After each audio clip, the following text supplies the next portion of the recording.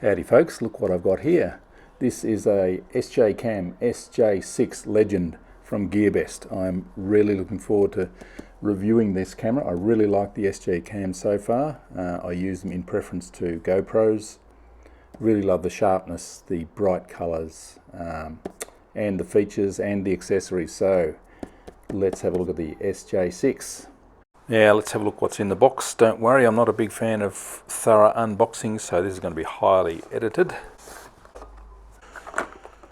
There's the camera and its little housing, and as usual the ridiculous amounts of accessories that come with SJ cameras.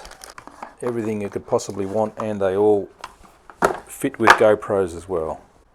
I like the addition of the cleaning cloth too, that's very thoughtful. A little bit of an instruction manual, I'll have to read that. A couple of stickers, spare back door for the underwater housing, handlebar mount for cyclists, a naked housing. They don't have the normal naked housing that came with the other SJ cams that has the tripod mount on the bottom, and I was a bit worried about that to start off with, but there's a good reason. Because the SJ cam has a tripod mount as part of the body. That's fantastic. Beautiful looking little unit, nice grippy rubber.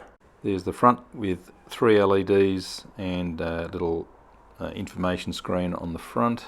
On the left side here we have a mini USB connector that's changed from the micro USB from the SJ5000 and the M20, and I think that's also where you plug the external microphone in too. It does accept an external microphone. Mini HDMI and micro SD card slot there.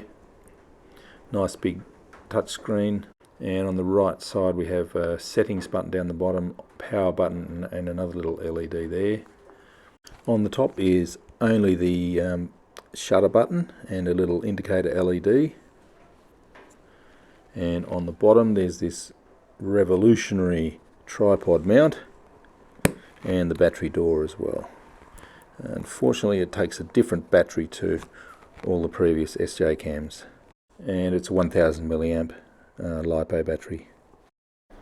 The SJ6 is a little bit smaller than the Elite 5000, and it's exactly the same dimensions as the GoPro 3, although the SJ6 is about 10 grams heavier than the GoPro 3. But that means that any gimbals designed for the GoPro 3 will also fit the SJ cam.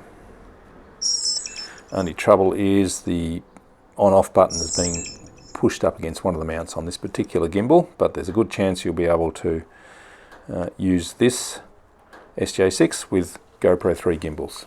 In a nice change, SJ cam have added a 3-second delay to the power button. You have to hold it in for 3 seconds before the camera will turn on. That was a problem with all the other SJ cams. You just had to touch the power button and the camera would come on, and often in your bag you would hear that trill and have to go searching for the camera to turn it off. The rear screen is now a touch screen, which is a brilliant idea.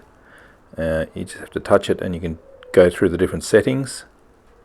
So we're in video mode at the moment, and if I want to change some of the settings, like the resolution, the frame rate or whatever, goes up to 4K 24 frames a second, but that's interpolated, so it's not actually much better than 2K 30 frames a second. 1080p 60 frames, 50 frames, 30 frames, 25 frames. I'm going to go for 30 frames for the moment. Loop recording, you can choose to have it recording 3-minute segments or 5-minute segments. I'd turn that off usually. Field of view, you can go wide, middle and narrow. I'll test that later on and see how the quality changes.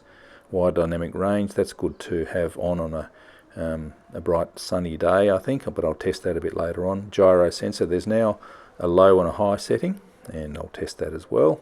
That worked really well on previous versions. The audio on or off, and you can set the volume, timestamp on or off. I have that off. Video file format, MOV or MP4.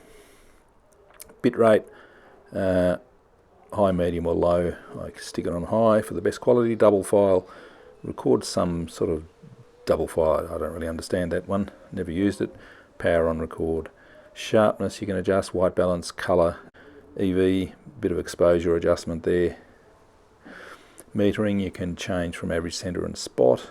Average is good for me. Distortion correction, that works quite well if you don't want the fisheye distortion so much, but I'll demonstrate that later on. And in the still mode, what can we do? We've got 16 megapixel stills at the moment, 14, 12 right down to VGA. If you're doing a time-lapse video, I'd have it on 2 so that you don't end up with these enormous still pictures all the time. Exposure time auto, or you can choose longer exposure times. Delay capture for selfies. Quality, well, why would you go less than fine quality? Sharpness, white balance, color, ISO, sensitivity, EV, same sort of thing. Metering. RAW, you can capture raw images or just JPEGs. Again, there's the gyro and the field of view. Same sort of settings as for video. Timestamp, no, I wouldn't have timestamp on. So what are some of the other things we can do? Change the language, set up the date and time, format the card.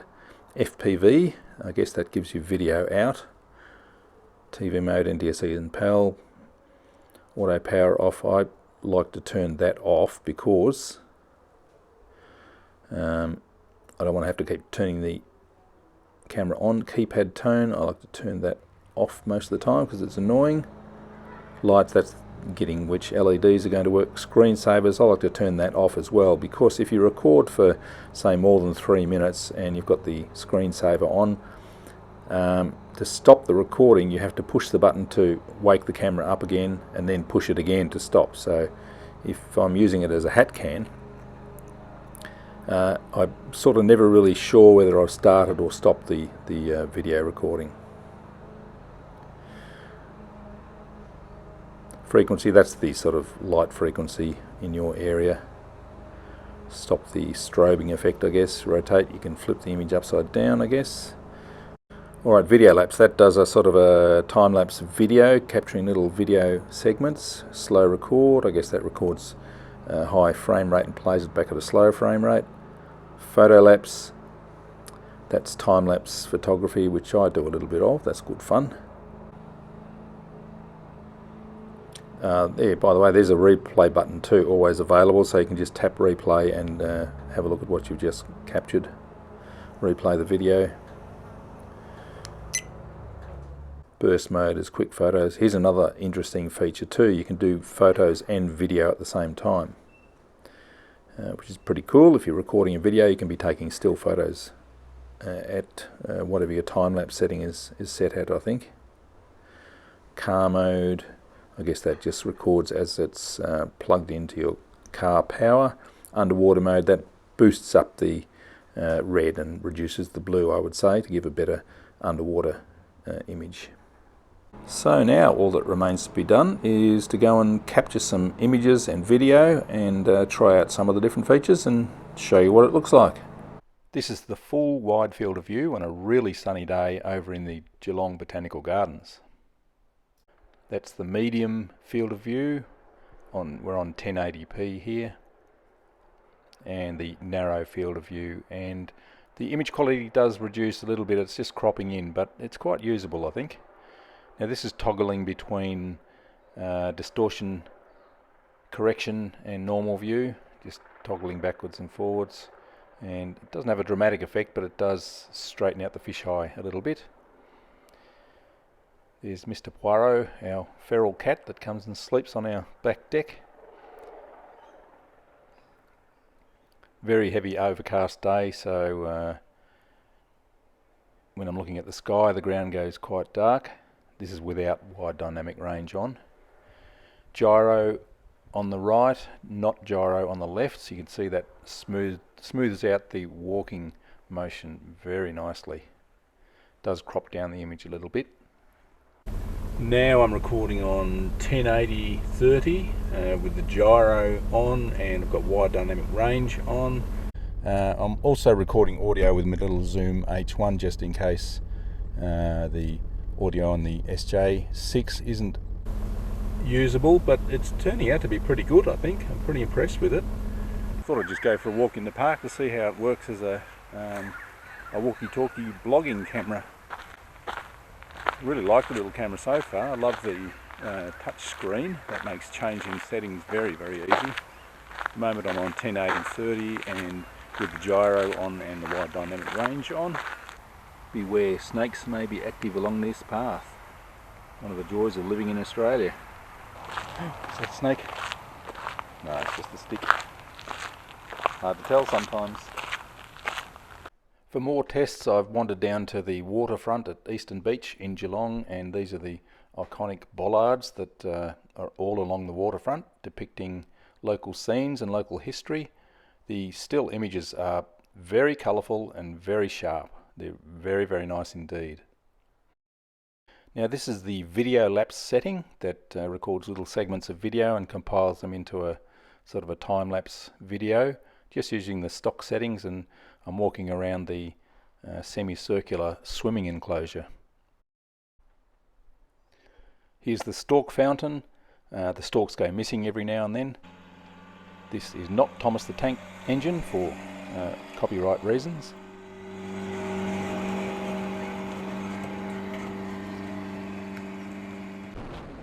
It connects via Wi-Fi and the SJCAM Zone app to your smartphone, and you can line it up and check the settings and start and stop recordings. I've got the SJ6 mounted on my head as a hat cam now to record some crazy 25 knot slope soaring with my Phoenix Evo, which is just a fantastic plane.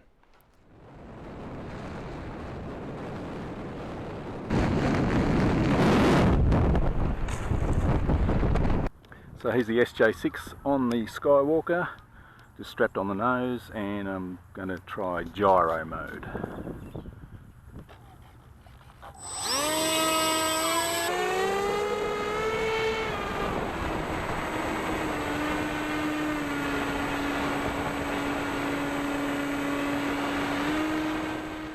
Overall, I'm very impressed with this camera. I think it's probably better than the SJ5000X. The contrast is a little bit more under control.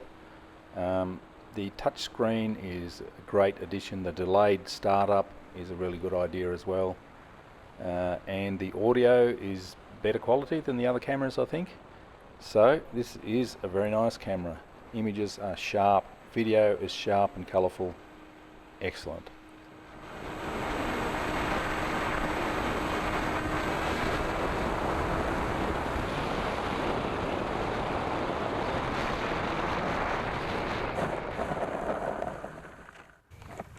Very cool. SJ6 Legend from GearBest.